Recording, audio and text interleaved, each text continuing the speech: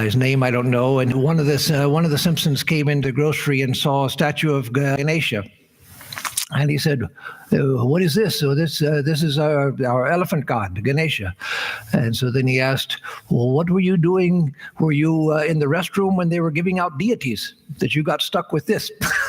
so the idea of worshiping Ganesha, that's not immediately evident to other people. Although, in defense of Ganesha, I'll say that Ganesha is probably the first deity that many people in other cultures come to love. I knew an old German lady who living in an island on the Baltic. She was German and by ancestry as well as her own birth, but she had pictures and images of Ganesha all over her home because she had fallen in love with Ganesha. But the point is that philosophy is universal, and mythology, stories, and all of that, that's not universal. And so philosophy is one level of the expression of truth. Another level, more concrete, is story. And by story, I'll use the term mythology. But by mythology, I don't mean something that's just made up. Real mythology is not just made up. The English word myth is used to say, "Oh, that's just something made up." You say that, well, such and such, did you know that such and such happened a few years ago? And say, "Oh, that's just an urban myth. That's just a myth. It's something that people made up." So by mythology today, I'm not talking in those terms, something that's just made up. I'm talking about an expression of truth through story. And so that will be the main topic. So mythology expresses the principles of religion through the lives of great heroes, through the lives of mythological heroes like gods and goddesses, or the Titans, and in India the Rakshasas and Asuras, and in the Greek mythology the Titans and others, and so forth. So it expresses philosophical truth through story, telling a story about certain times and places and great heroes and their great actions and the great things that they did.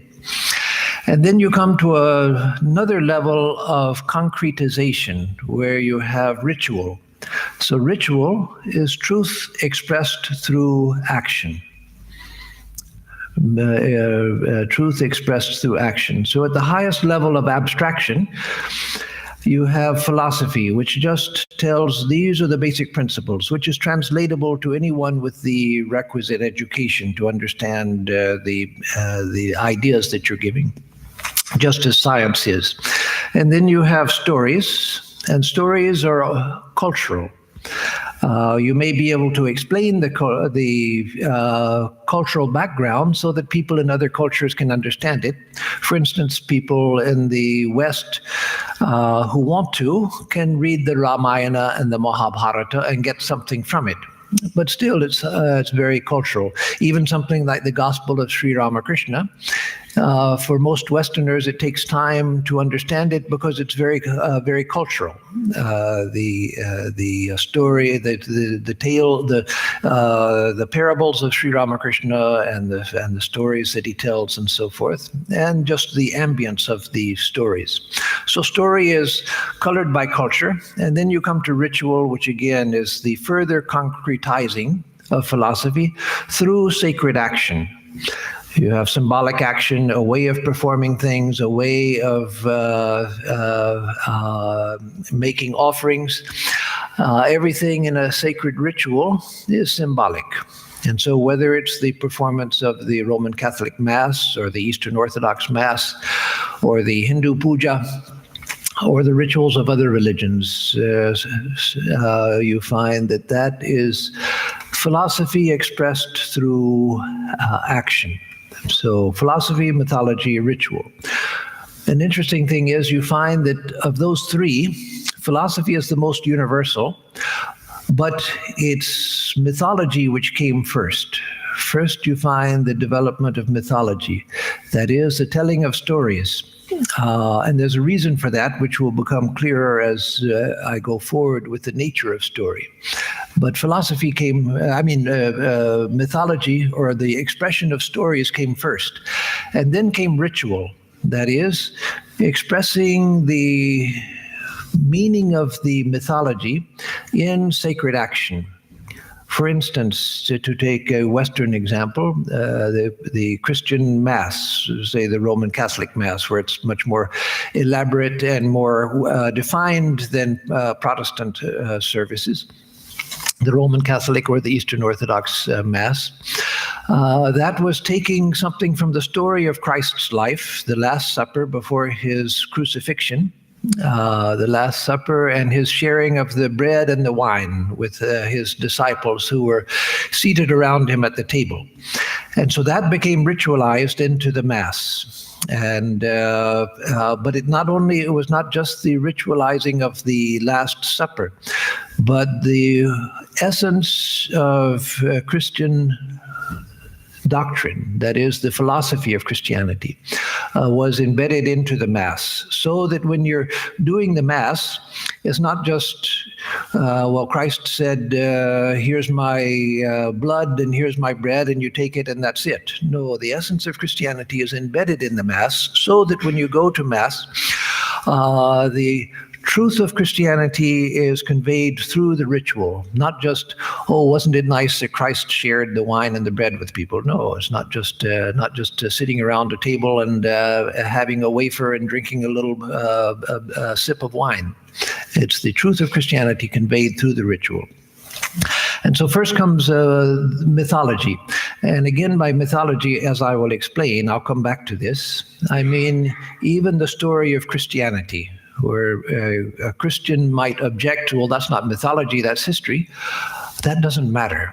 It's still mythology, because it's not just history. It's greater than history.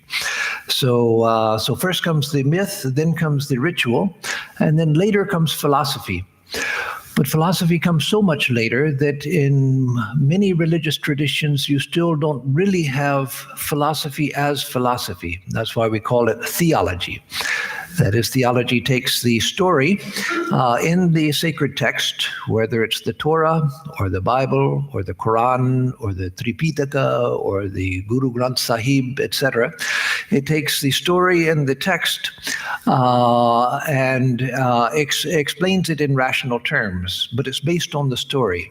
So that is theology, where you deal philosophically with the text and with the story. But philosophy itself goes beyond even the story in the text and says what the inner meaning of that is in universal terms. Not universal in the sense that everyone should believe it and thereby it should be universal. No, but in terms that are universal because they're expressed in terms of principle, just as gravitation is universal. You don't have to believe in a special sacred text, the sacred text of Newton's discoveries in order to believe in gravity. No.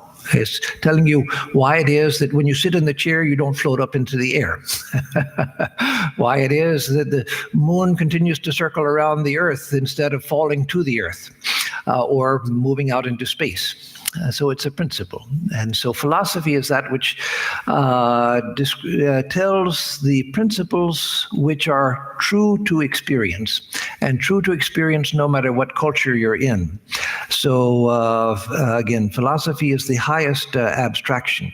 So most religion is, most of religion, even in Hinduism where there is philosophy, and Buddhism where there is philosophy, most religion is mythological. And again, I don't mean untrue, I mean a level of truth, a way of expressing truth. Philosophy is impersonal. Impersonal in the sense that we use it in Vedanta, meaning that it doesn't depend on a person, it doesn't depend on a particular story, it doesn't depend on a particular book, it doesn't depend on a particular time of revelation. It's true because it's true. So philosophy is impersonal. Story is always personal. Story is personal because story is about the truth expressed in terms of time, space, and causation, as I'll come to. So again, let me again emphasize that mythology doesn't mean fiction. Fiction as a class of literature is a wonderful thing. There are many people, religious people, and others who have always decried fiction and say, well, fiction, you shouldn't read fiction because that's just made up nonsense. Well, no, fiction is a wonderful way of expressing truth. Most fiction expresses lower truth, just about ordinary society and ordinary people and how they live. But it is a way of expressing truth. But mythology is not fiction in that sense, not just something that a writer made up within their head. But mythology itself is a revelation of a higher truth, which comes from another level of the mind, the same level of the mind that's active in dreaming. But most of our dreams are sort of meaningless. Most of our dreams just take the experiences of our ordinary waking life and then recreate some sort of story in the dream life, which often doesn't make much sense. We can learn something from it because it's taking the contents of the unconscious and making a story out of it in order to process psychological material. But most dreams don't have much more meaning than that. But mythology is not that. Mythology comes from the same level of mind as the dream world. When you think of it, the dream world is an incredible fact.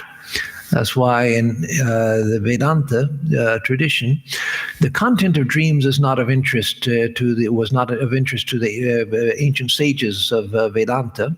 It was the fact of dreaming that was of interest. The fact that the mind in itself can create a whole world where I have a different personality, I do different things, there are different laws of physics. I can fly through the air and there's no contradiction. I can breathe underwater. There's no contradiction in the dream world. There are different laws of physics that the mind creates. It creates people. It creates people with different histories. I don't often remember dreams because they say to remember dreams, you have to, the best way to remember dreams is to wake up very slowly and to spend time in bed before you get up, which I don't do and I don't want to do. I wake up and I get up. And so the dream world is gone and it's forgotten. But this morning, early morning, I was extremely tired and I hadn't slept well at night. And so when the alarm went off, I turned it off quite consciously and deliberately and said, no, I'm not going to get up right now. I'll sleep for a little bit. So I slept for another 45 minutes, then got up. But because of sleeping for an extra 45 minutes, I had a more vivid dreaming than usual. And so again, there was this whole long involved story. How the whole thing happened in 45 minutes, I don't know. But there's all kinds of things happening and very depth to the story and all of that. But the mind created all of that. And so mythology comes from that layer of mind, but mythology is an expression of truth. It doesn't come from the random processing of your own personal psychological material. It's a revelation of a higher order of truth that comes into the mind. And so let me now discuss what do we mean by story. Because mythology, or actually the title of the talk is Truth Expressed Through Time is Story. So what do I mean by story? What are the elements of story? What makes up a story? Well, if you go to tell a story, you have to have a place where the story took place. And you have a when.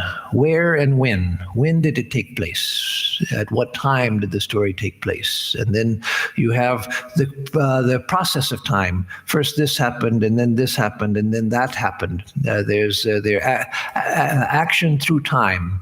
And action means what? Action, to me, meaningful, means that there has to be some process of causation. This was done, and that caused this, and then that caused that. So let's take the story of Genesis from the Torah, the Jewish Bible, and the Old Testament of the Christians. It said in the beginning, God created heaven and earth. And so When did it happen? At the very beginning. It happened at the very beginning. And where did it happen? It happened before there was anything, but it was the beginning of place. So place began with that. So in the beginning, it was the beginning of time and the beginning of place. Before that, there was just God, who is everywhere. And so if God is everywhere, God is nowhere. That is, there's no where God is. To have a where, there's this and God sitting here. If God is in the beginning, then there's nowhere for him to be sitting. So there's nowhere, there's just God. So in the beginning, God separated heaven and earth. And God said, let there be light, and there was light. So you see, there's causation. God said, let there be light. The words of God are creative, as it says in the Hindu scriptures also. The very words of God are created. As I've said on other occasions, in other contexts, God didn't go to his laboratory and mix up some chemicals and pour out light.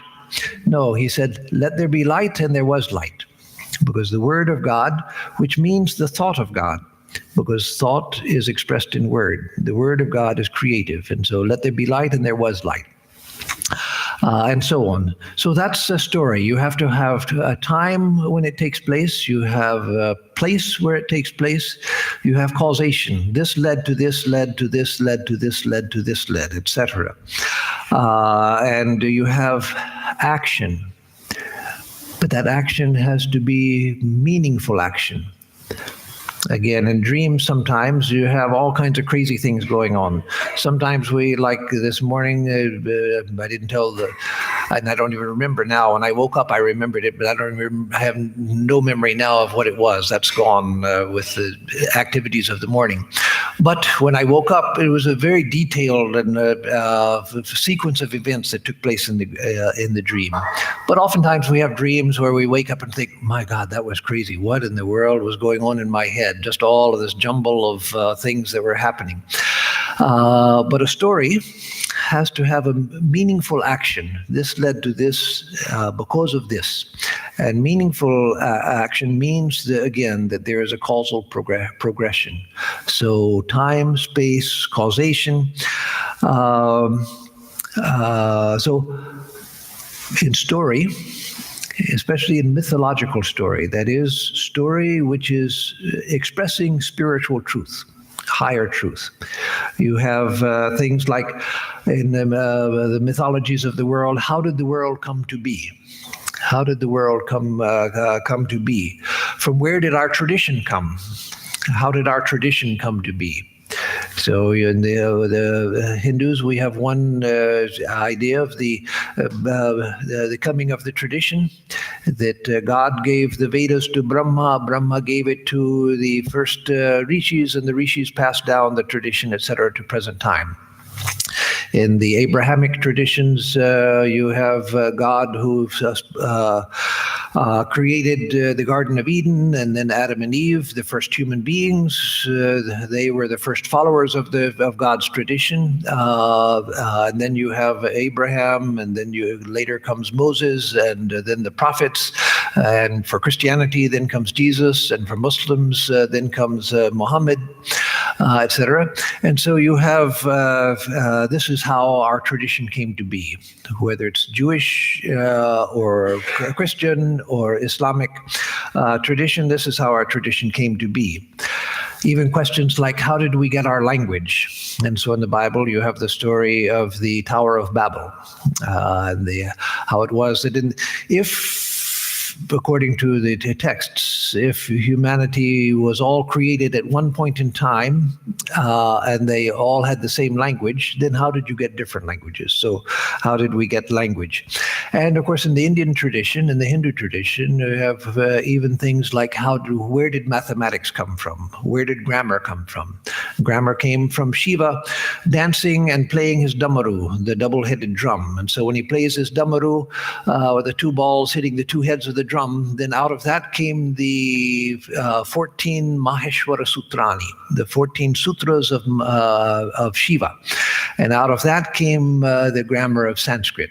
And that was believed to be the basic grammar of language itself, from which everything else is derivative. So I'm not saying that that's historically true. I'm saying that that's the mythological story which is used to explain the origin of language. It may be true, may not be true. That we can argue about history and mythology. One of the problems in religion has always been the confusion of mythology and history.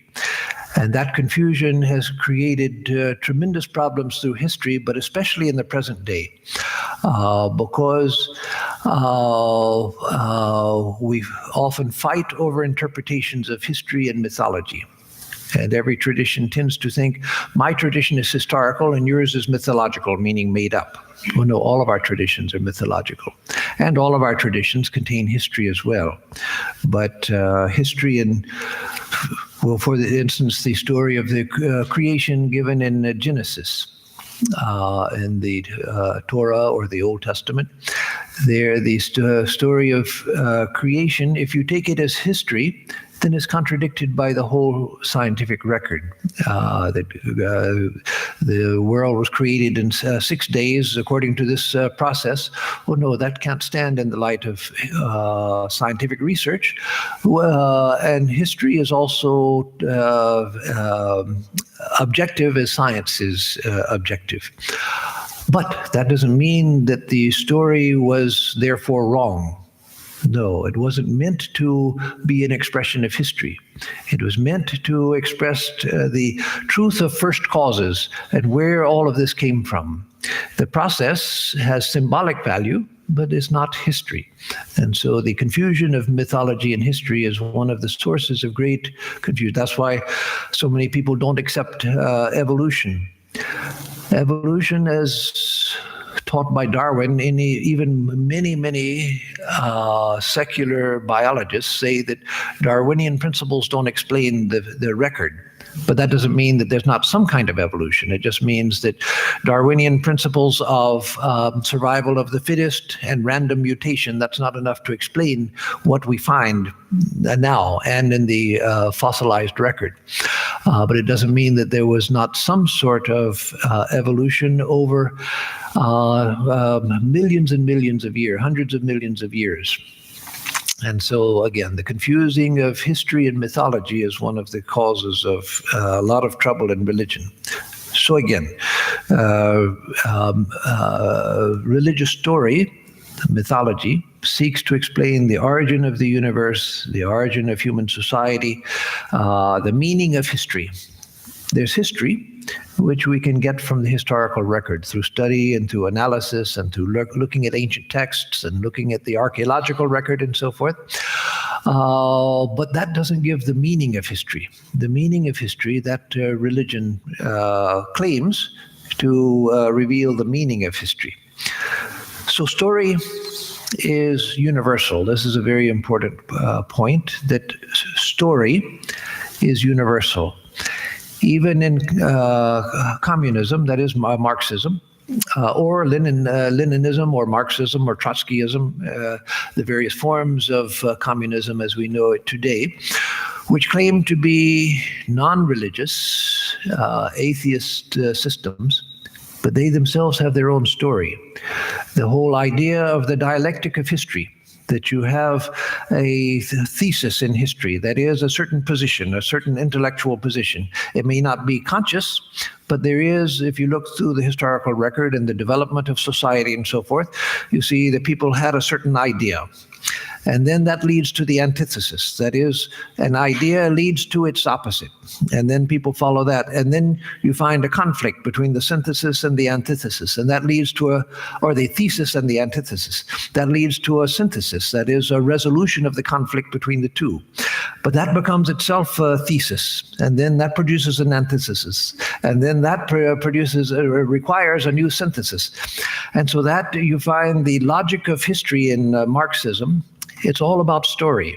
It's all about story, and especially the economic story, because Marx said that the fundamental driving factor in history is economics. Now, I don't agree with that, and Vedanta as a tradition wouldn't agree with that, but it is a way of telling the story. It is a way of looking at history, and within itself it makes sense. And so communism is based on story. And communism is a mythology. Again, I don't mean false, I don't mean made up, but it is a mythology. In communism, you have certain heroes. One of the greatest being Marx himself. Whatever later form of communism you develop, most trace their origins back to Marx. He was the great hero of communism. And then if you're a follower of the Soviet system, then you find Lenin and other great heroes. As I've said on another occasion here, when I was in the Soviet Union in 1968, this Easter Sunday 1968, I didn't go there to be there on Easter Sunday. It's just when the program at the University of Stockholm took us, because it was spring break and so students were free to go. So I went in 1968 and was in Moscow on Easter Sunday. And of course, you could only go where the tour guides took you. You had to be on a guided tour, and you had to be with the tour guide. You couldn't just wander about on your own. So for Easter Sunday, the guide told us this morning, we're going to the Red Square in front of the Kremlin, and we're going to see Lenin's mausoleum. So we went to Lenin's mausoleum where his body was buried. And there was a mile-long line of people standing in line, Russians standing in line to go into the mausoleum carrying Easter lilies. Carrying Easter lilies to lay at the tomb of Lenin. So the communists would object to calling it that, but it was a form of worship. It was worship. This is our God. And again, communists would say, no, he's not a God, he's just a human being. Yes, but he takes the place of a God. Just like in modern life, sports heroes and movie stars have taken the place of gods and goddesses. Those are the new gods and goddesses. Those are the ones that we worship. The magazines and the checkout line at the grocery store, the convenience store, all about movie stars. Jennifer Aniston, what the latest thing that she did. As if that's the most important thing that's happening right now, is what Jennifer Aniston is wearing and what kind of makeup she uses nowadays. So those are the things that are of greatest interest to society and human culture right now. So communism has its deities and its rituals. Science. Now, there are many scientists who are religious and who belong to all different religious traditions. You can find scientists that belong to any of the existing religious traditions, but science in itself, as a discipline, is agnostic. Science claims to be agnostic, whether you believe in a deity or don't believe in a deity. Whether you believe in a spiritual system or don't believe in anything spiritual and just say matter is the only reality, it doesn't matter at all as far as the performance of science goes. When you go to get a degree in science, they don't first ask, do you believe or do you not believe? No. Do you know the process? Do you know how to experiment? Do you know the techniques? Do you know the basic principles? That's all you need to know. So it's agnostic as far as religion goes. But science in itself, as a discipline, it also has its own mythology. It has its heroes: Galileo, Copernicus, Kepler, Pasteur, Louis and Marie Pasteur, and other great heroes of the scientific process. People who made great discoveries: Einstein, Sir Isaac Newton, long before him, and so many other scientists. So the story of science is a story. That is, in the beginning, there was Sir Isaac Newton. No, he wasn't the first one, of course, but you trace the history of modern science back to the founders in Renaissance Europe, and then how it spread around the world. So science has even had its missionaries who carry scientific education to other countries and scientific texts to other countries.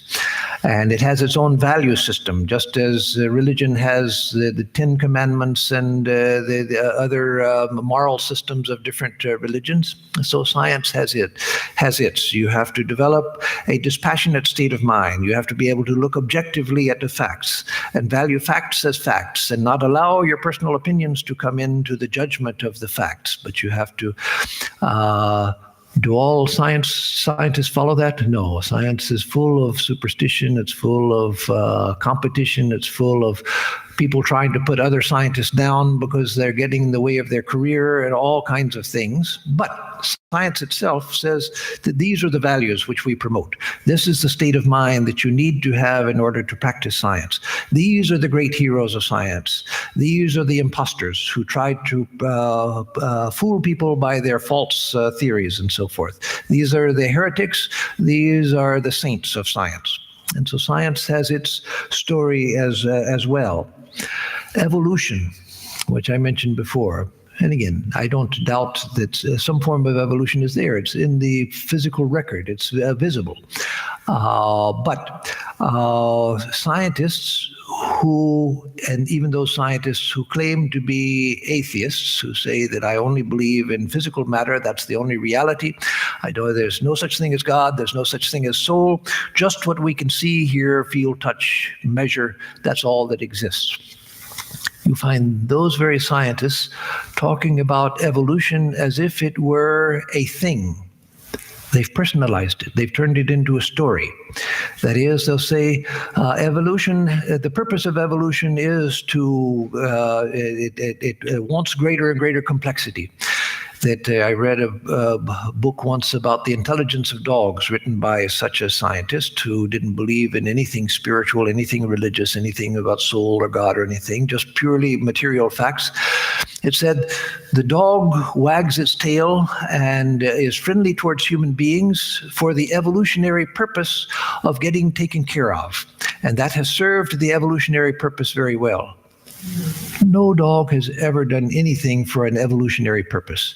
Dogs don't wag their tail because they're thinking, now, if I wag my tail, people are going to like me, and that's going to serve the purposes of dog evolution. No, that's just an abstraction. Evolution is a pure abstraction. Even if the record shows that some sort of development exists, but the idea of evolution, that's in the human mind. That's a concept. Evolution is not out there. Evolution is a way of reading the physical record and saying that these changes took place. But evolution is spoken of as if it were a deity by scientists who are atheists. I have nothing against atheism. That's an honest approach to life, if that's what you're led to believe. But if you're an atheist, you don't believe in a deity, you don't believe in a soul, but you talk about evolution having purposes and evolution doing things. Where is this evolution that's doing things? And who is it? And how do they make their decision? Or how does she make her decisions, this lady evolution? So evolution itself is a story. We tell it in terms of a story. But the basic fact of evolution is supposed to be a principle. That is, it's not a personal thing. All of this is to say that everyone has a story. Communists have a story and a mythology. Not just a story, but a mythology. Science has a mythology. Democracy has a mythology. It has its heroes of democracy. It has its story of how democracy developed, the purposes of democracy, the values of democracy, what makes for good democracy, that is the morality of democracy and the immorality of non-democracy. The heroes of democracy and the heretics who betrayed democracy, and so forth. So it has its story. Everyone and every system has a philosophy. That is, if you examine it and analyze it, even any human person, even the person that you think, well, he's not a very thoughtful person, he's not educated, he doesn't have much of a thought life. No, they have a philosophy of life also. They have a philosophy. They have a belief of what is meaningful, what is worthy, what's worth my time, what's not worth my time, what is of value, what's not of value, what is real, what's not real, all of these things. They may not be able to express it in philosophical language. That's okay. It doesn't matter how they express it, but they have a philosophy. And they have a mythology. That is, they have a story which backs up their belief, why it is that they believe what they do. History itself. Christians are fond of saying that history means his story. That is the story of God. God being his, and his story is what history is. We don't need to take that view if we don't want to, but it is certainly, history is story. What do you learn in history? You learn stories. King so-and-so did this. King so-and-so was born from a king so-and-so, and then when he was at such and such an age, he became king, and then he fought these battles and fought those battles. This great religious person was born at such and such a time, and eventually had these experiences, and then began to teach and did this, that, and the other. You have story. Again, not false, but you have story. So history, all of history is story. Evolution is story. The material evolution of the universe, not even leaving out people, but just the development of the physical universe, that is story. In the beginning was the Big Bang. And in the first seconds after the Big Bang, this is what happened, this is what happened, this is what happened, this is what happened. That's all story. So the Torah, the Bible, the Quran, the suttas of the Buddhists and the sutras of the Mahayana Buddhists, the Puranas of the Hindus, the Vedas and the Puranas of the Hindus, all of these tell stories. Why? Because everything is basically story. Unless you're talking about just the bare principles, this is what existence is, this is what consciousness is, this is what the mind is and how it works. But as soon as you get to an explanation of process, as you get to a timeline, then you have story. We ourselves, every one of us, is a creative writer. You don't have to go to a college class and study creative writing. You're a creative writer right now. You're making your own story. You're writing the story of your life. Every decision that you make, every action that you do, you're writing the story of your own life. You're creating the story of your own life. We're all writers. We're writers and painters at the same time, because our writing is in full color, technicolor. That is, we're creating our lives. We're writers, painters, sculptors, all at the same time, storytellers at the same time. Our life is our story. When we're going forward in life, everything looks confusing. What should I do? Should I choose this? Should I choose that? Should I do this or should I do that? Maybe I should accept this offer. Maybe I should reject it. I don't know. Everything is confusing. But when we turn around and look backwards in life, we find, no, everything in my life, there was meaning to all of it. This led to this. And this, I thought that I was just going to this place for a random reason. I just thought, well, let me go there. And then I met a person who was the most important person in my life. My whole life changed because of that. And then that led to this, and that led to this, which led to this. And so when we look backwards, we find, no, we have been writing our lives, or God has been writing it, or together we've been writing it. But my life is being written in every moment. Going forward, I don't know what I'm writing, but looking backwards, I see, no, it was written. Whether by God or by something within myself, I don't know, but it was written. So this is mythology. Mythology is a system of stories which express our beliefs in any religion, or in any system of thought, or in any individual person. Again, we have our mythology. And so as an individual, I have my personal mythology. My family has a family mythology. My ethnic group has an ethnic mythology. My national group has a national mythology. My religion has its religious mythology. So it's worlds within worlds of stories, all coming together. And so mythology is a system of beliefs, what I believe in, what I don't believe in, what I believe is true, what I believe is false, what I believe is right, what I think is wrong. And so then we come to not just beliefs, but to values. What I value as true, what I value as good. Every mythology has its values, including even, again, communism, science, etc., which claim to be non-religious. Every mythology tells me what the goal of life is. Whether my mythology tells me that the goal of life is just to have a good time, or the goal of life is just to be safe and be careful, don't get into trouble, and somehow you'll come to the end of life without getting into too much misery if you just stay out of trouble. So that's basically the goal of life: stay out of trouble and then die.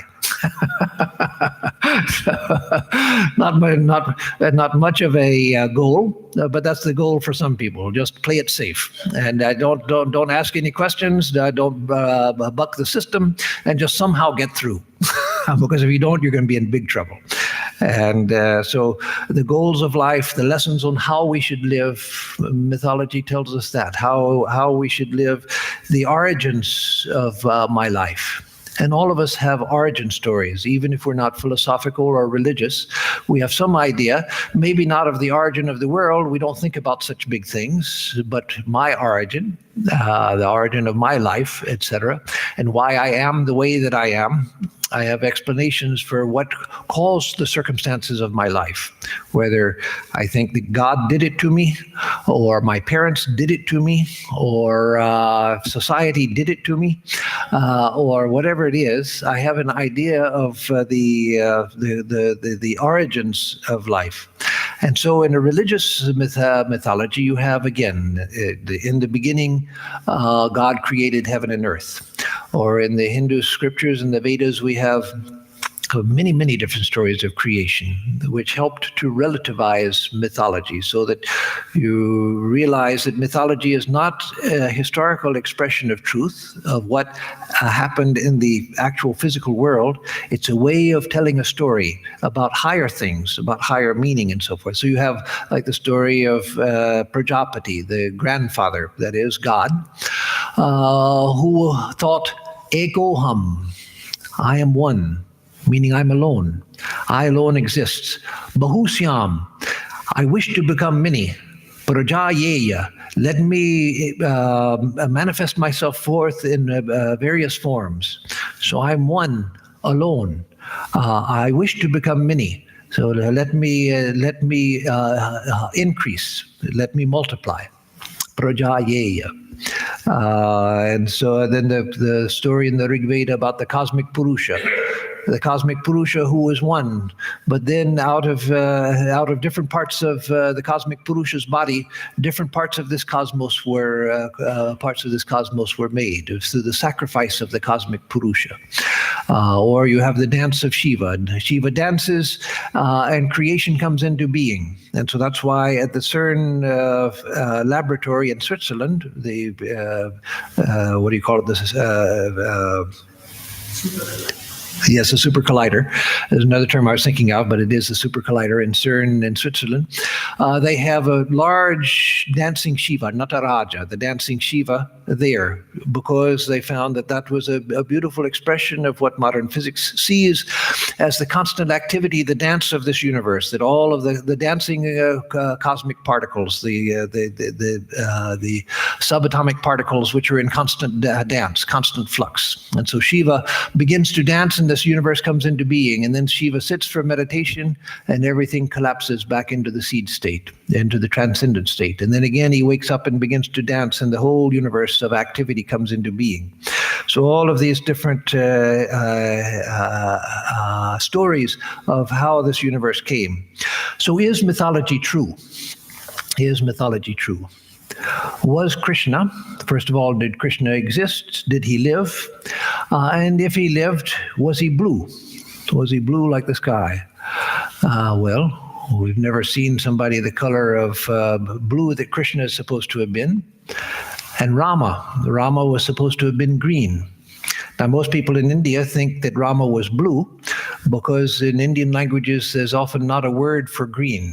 Sabuj is there, but most people, I used to be, when I learned Bengali, I learned Sabuj means green, and Neel means blue. And so whenever I would be taking a taxi into Bellarmut, I would tell the driver, either in Hindi or in Bengali, about the Sabuj gate. They'd go through the... Oh, Neelwala. Oh, you mean the blue one? But Sri Ram is actually green in color. And so was there really a person named Sri Ram who was green in color? Did Krishna dance on a 1,000-headed serpent? Have you ever seen a 1,000-headed serpent living in the Yamuna River? And so full of poison, this serpent was, that the waters of the Yamuna were boiling with poison. And and then were there talking monkeys when Sri Ram went to South India? Were there talking monkeys that could fight in an army with Sri Ram? That an army of monkeys joined Sri Ram and they were all talking? And were there squirrels who helped in building the Ram Setu, the bridge between India and Sri Lanka, who wanted to help, and so they brought little pebbles and put them there to help build the bridge? And could they build the bridge in time for Ram just to come to the end of India and build a bridge and then go across to get to Sri Lanka? Did that just take a matter of months to build the bridge, and then Rama went across to build such a long bridge through the ocean? So all of these historical questions. Was there a giant bird like Jatayu who could talk? All of these things in the story of the Ramayana. So was that history? And if it's not history, were these things true? Or is it just made-up stories? There were these poets and people who liked to write stories and spun out all of these stories about talking monkeys and talking birds and flying in airplanes and building bridges with the help of squirrels and Jambavan, the bear, the king of the bears, and all of these tales. Oh no, mythology is not history, but at some level these things must be true. At some level, these things are true. Many, many people have seen Sri Krishna, and when they have a vision of Sri Krishna, they see him as blue. They're even, I know of a number of Muslims in India who had visions of Sri Krishna. They also, when they had visions of Sri Krishna, they saw him as blue. There was a great, I always forget his name, but there was a great flute player, a Muslim flute player in Varanasi. And he used to always go to the Krishna temple, and most of the temples in Varanasi are Shiva temples, but there's a beautiful Krishna temple where I've been also. And whenever he would go there and play the flute, he would have a vision of Sri Krishna. Sri Ramakrishna said that Ram, whose vision he had, was of the color of a new blade of durva grass. That is, the pure light green of a fresh blade of grass, that was the color. Sita, did Sita exist? Well, Sri Ramakrishna said that when he had the vision of Sita, that she left him his smile, so that if you saw the smile on Sri Ramakrishna's face, it was the smile of Sita. We don't even know for sure whether Jesus existed. Now, Christians, of course, will object, and I can understand their objection. And I don't say that he didn't exist, but there's no historical proof that he did. But how many saints and seers have had visions of Jesus, where Jesus has come and revealed the highest truth to them? Mary also. Protestant Christians may say that Mary has no place. She was just the mother of Jesus and a very insignificant figure in the Bible. Yes, if you look at the Bible, she is insignificant. But how many people have had visions of Mary in which she gave to them the highest wisdom? So if you were to go to someone like St. Francis of Assisi and say that, well, St. Francis, I'm sorry, but the historical record doesn't show that Jesus ever existed for sure, so your whole life is based on just some story. Well, St. Francis would say, in the comparison to my knowledge of Jesus, this whole world is like a shadow. This whole world is unreal. Jesus is far more real to me than the whole of this world. This world itself is dreamlike. But Jesus is reality itself, God itself. And so, and Swami Brahmananda, he said that whenever there was Ram Nam, sung at Bellarmut or elsewhere, and many of our, including Houston, we have Ram Nam on certain days of the month. When there was Ram Nam, he would see Hanuman seated there. He would see Hanuman come in the form of an old man and come and sit. As is said in the tradition that wherever Rama's name is sung, there Hanuman is. And Swami Brahmananda saw that in his own experience, that was true. So is this history or mythology or the crossing of the two? So there must be a mythological realm where these things are true, where these stories are not just stories, but these things are true. And the historical realm and the mythological realm are constantly intersecting in the experience of great sages and great devotees. Sri Ramakrishna's father, his own father, used to see the goddess coming and pulling down limbs of a tree to help him pick flowers for his worship, and so many things like that were actually seen. So Holy Mother, when she went to Rameshwaram, she was heard to say, when she was taken into the inner sanctum because of her great stature, recognition of her great stature as a living saint. She was taken into the inner sanctum to worship Rameshwaram, the lingam, and she said, "Oh, it's just as I left it." And the story is, of course, that the Rameshwaram lingam was left by Sita after the conquest of Sri Lanka, that she worshipped, she established the lingam and worshipped Shiva there. So Holy Mother said, "Oh, it's just as I left it." So, and the identity of the direct disciples, that Swami Premananda was a partial incarnation of Radha. Did Radha exist? There's no evidence that Radha existed. She's not mentioned in the early texts on Sri Krishna. She only appears thousands of years later. By the time, and not even in the Srimad Bhagavatam, she's not even mentioned. It was much later that the first mention of Sri Radha, did she exist? Well, Sri Ramakrishna saw her, and she said that Babu Ram Maharaj was an incarnation of her. So no, as Sri Ramakrishna admitted, she may not have been historical. She may not have been historical, but she was true. She was true. Mythology is more, in true mythology, experiential mythology can be more true than history itself. So not to confuse the two, but mythological truth doesn't depend on historical truth. Again, though we shouldn't confuse them. There are people who have had visions of Ganesha, visions of Narasimha, who's half lion and half man. Clearly a mythological figure. Has there ever been a creature that was half man and half lion? Well, no, that's stretching the imagination to think that there was a historical figure who was half lion and half man. But people have had visions of Narasimha. And so at some level he was true. What about the influence of the Ramayana? If you say that it was mythology, and maybe it didn't happen historically, and certainly parts of it are mythologized. It stretches the imagination too much to think that they were actual monkeys who formed an army and could talk to Rama and use human language and do all of the things that they did, or that Hanuman could pick up a whole mountain and fly through the air and take it down to South India in order for them to get the medicinal herb that they needed, and then take the mountain back to put it back in place and all of that. No, that's too much to accept historically. But look at the tremendous influence that Ramayana had on Indian civilization. It was even more than the Mahabharata. The Ramayana is at the heart of Indian civilization.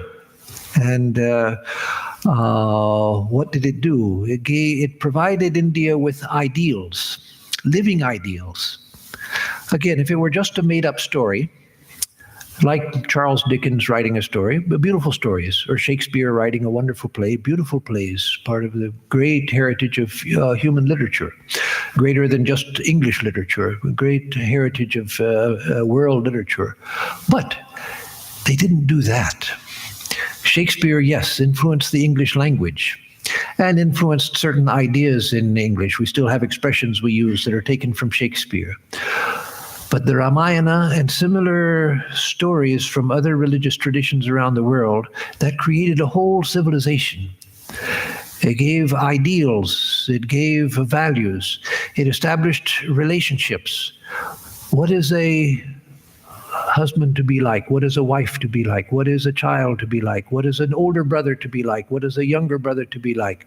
What is a king? What is the proper relationship for a king to his subjects? All of these human relationships were established and enshrined. The sacred geography, because Sri Ram, like Krishna and the Pandavas, Sri Ram wandered all over India. And so everywhere you go in India, you find, oh, Sri Ram was here, and this is where such and such happened, or this is where such and such happened in the Ramayana. Does it matter whether it historically happened? No. It might have, might not have. But for thousands of years, those have been associated with the ideas that were planted by the Ramayana. Sacred ideas, the ideas, the sacredness of space. Could that have been done by philosophy?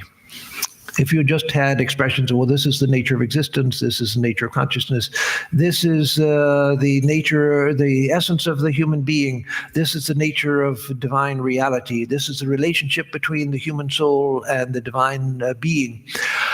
Could that philosophy have done that? That which the story did? No. Story carried those principles which on their own are abstractions. They only affect a certain part of the intellectual mind. But it took those and drove it into the very nervous system of the civilization, into the very character of the civilization. It formed a whole civilization. And so with every civilization, as Arnold Toynbee, the great British historian, who, by the way, was an admirer of Sri Ramakrishna and wrote about Sri Ramakrishna, he said that until the attempts in the modern age, in the 20th century, until the 20th century, every civilization has had a spiritual core. You may criticize some elements of that core and say that, well, there were some elements which led to bad results. Well, that's a different thing. But every civilization has had a spiritual, that is a religious core. And again,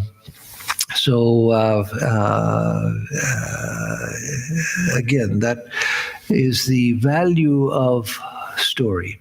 Let me end by just telling a couple of personal stories of my own. I'll try to tell them very briefly in order to give some personal light to what I've told. When I first came to Vedanta, having come from a different tradition, a very different background, coming to it in my late teen years and beginning to study, I was very inspired by the philosophy and by the ideas of the tradition. And then I was inspired by the lives of Sri Ramakrishna and the Holy Mother, Swami Vivekananda. And the deities of Hinduism, Shiva and Kali and Ganesha and Vishnu and Krishna and Rama and all of that, they were interesting.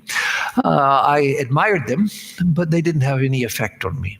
But it was years later when I began to do puja, when I began to do the ritual worship, making offerings and so forth in the prescribed way, that suddenly these deities became living parts of my psychology. I don't mean through visions and going into samadhi and all of that. I mean in a simple way.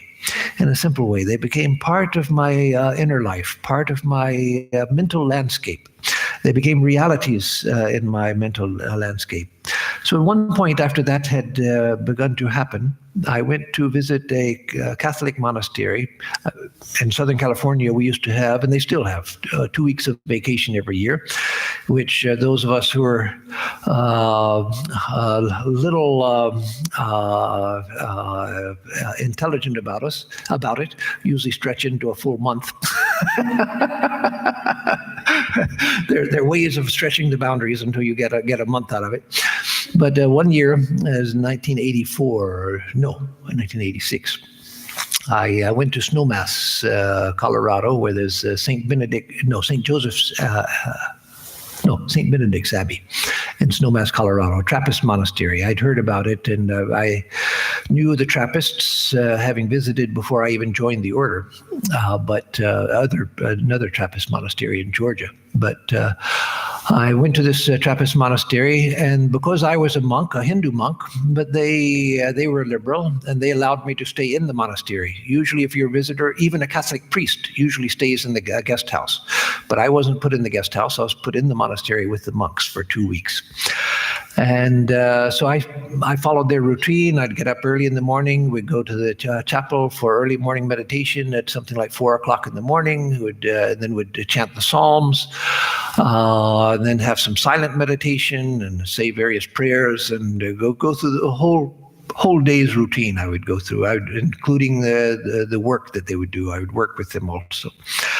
After about 3 days, I felt this tremendous conflict going on inside of me, a great conflict going on, and I couldn't understand what it was.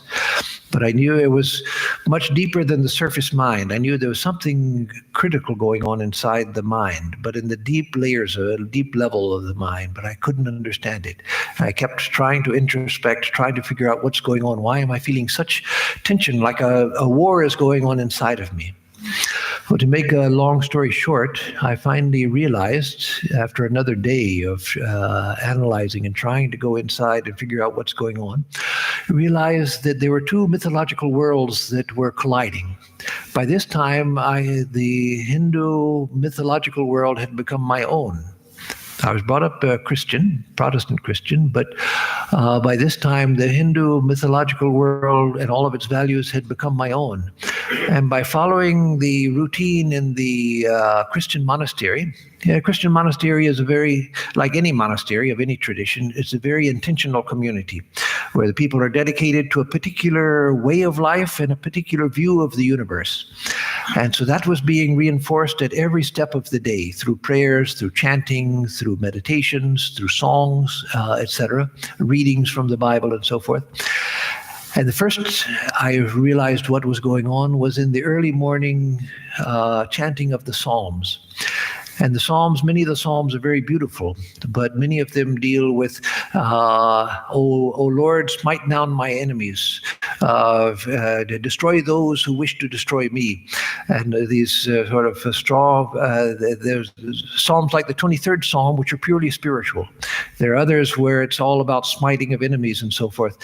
And I can tell you that from a Hindu standpoint, 4 o'clock in the morning is not a time to be singing about smiting down your enemies.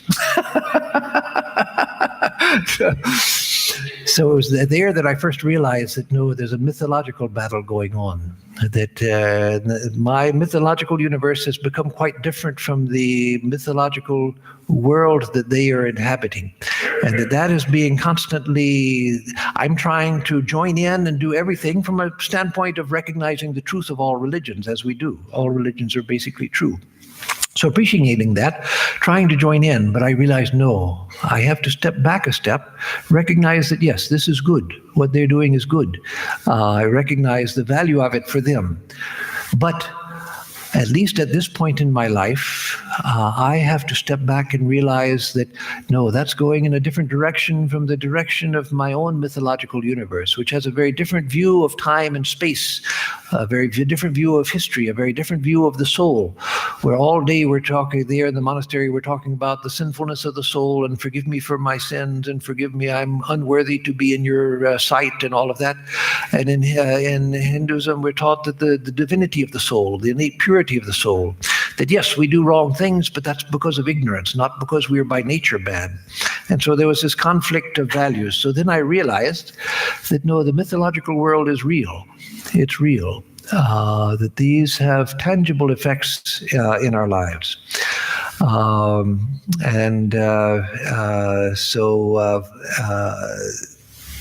I realized that I had to back up from that experience. So anyway, I'll conclude by saying that, yes, philosophical expression of truth is extremely important, because through that we can communicate to people of all different traditions, all different cultures, because it's not clothed in a cultural language.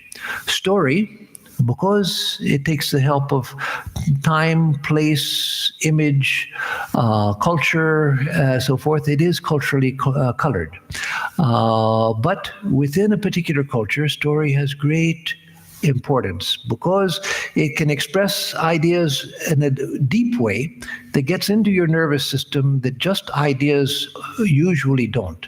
Just ideas stay on the surface of the intellect, but story goes into the very heart of us. And then ritual has its value in that it carries that further into sacred action, where every movement has meaning, every movement has significance, and it expresses philosophy in action. The last thing I'll say is that those things have the most value if we understand what is going on. If we do ritual just as going through the motions, it may have a little value. We have the sense that we're doing something sacred, but it won't have full value. If we read stories, mythological stories, just as stories, yes, it has some entertainment value, but not much more than that. But if we realize that, no, this is expressing philosophical truth, but through the medium of story, then we get the true value of it. So Swami Vivekananda said that the way to read mythology is to read it not critically analyzing, trying to figure out in an analytical way what's going on here. There's a place for that, studying it as literature. But when you're reading it as a sacred exercise, to read it and let the images filter through the mind. And as he said, the truth which is expressed in the story will settle out in the mind if you let it. And then later you can analyze it. But first to read it, feel what is being said. Feel it rather than analyzing what's being said. Feel what is being said. And then later you can analyze it and realize the philosophical truth that is coming through.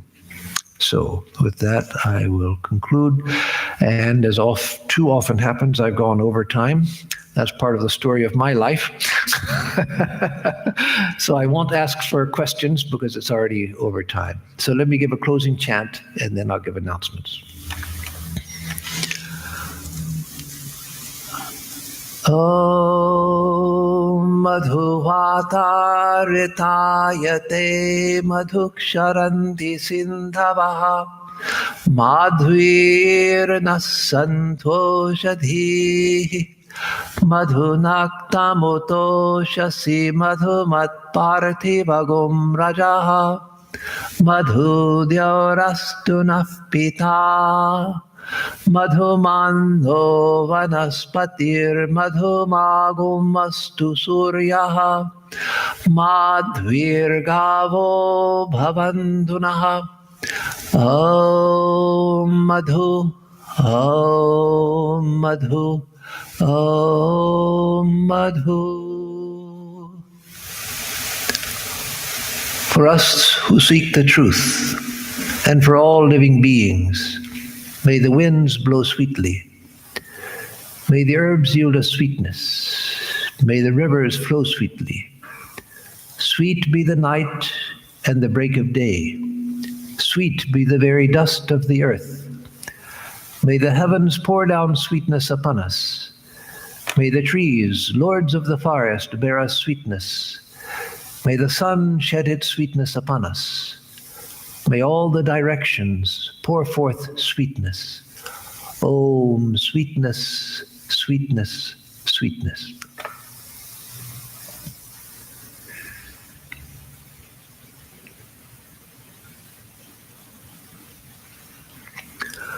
So for announcements, on Tuesday we will have the Gita class at 7:30.